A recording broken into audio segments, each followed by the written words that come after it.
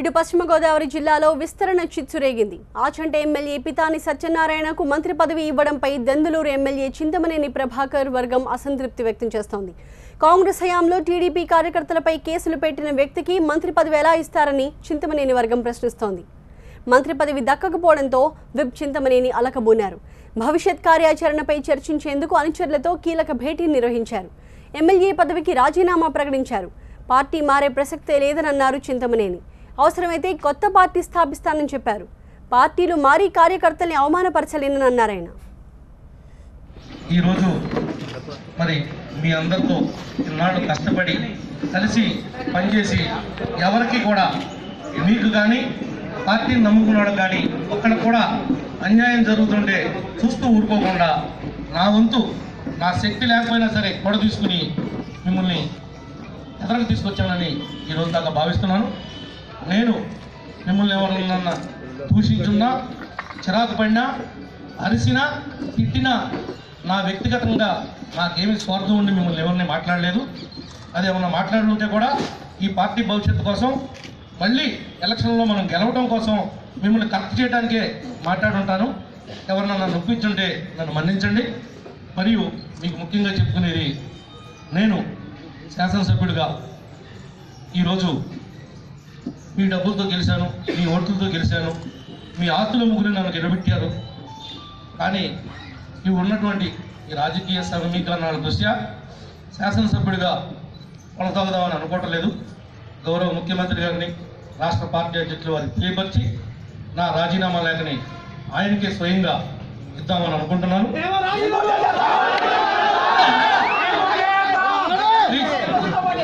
మీరు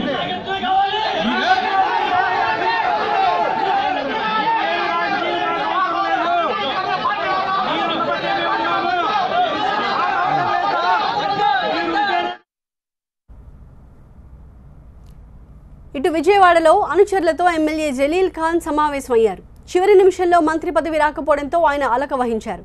పార్టీలో చేరినప్పుడు సుజయ్ కృష్ణ, భూమా నాగిరెడ్డి తనకే పదవులు వస్తాయని చంద్రబాబు మాట ఇచ్చారని గుర్తు చేశారు జలీల్ ఖాన్. మంత్రి పదవి రానందుకు బాధగా ఉందని, కానీ రాజీనామా మాత్రం చేయనని చెప్పారు జలీల్ ఖాన్. నిన్న అయితే రాయచోటి కానించి, మైదూరు కానించి, కడప, కర్నూలు, ఇటు శ్రీకాకుళం దాకా కూడా అనేక మంది, తిరుపతి నుంచి కూడా, తాడపత్రి నుంచి వీళ్ళందరూ కూడా ఫోన్ల మీద ఫోన్లు చేసి చాలా ఆవేదన చెందుతున్నారు. మేము ముస్లిం మైనార్టీలో ఏమాత్రం తక్కువ లేవు. మేము 12% ఉన్నాం. ఎందుకని మాకు అన్యాయం జరుగుతుందనేది మేము చాలా బాధపడుతున్నాం.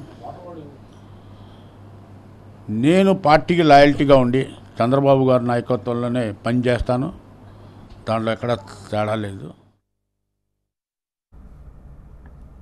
మరోవైపు గుంటూరు జిల్లా పొన్నూరు ఎమ్మెల్యే ధూళిపాళ్ల నరేంద్ర మనస్తాపం చెందారు.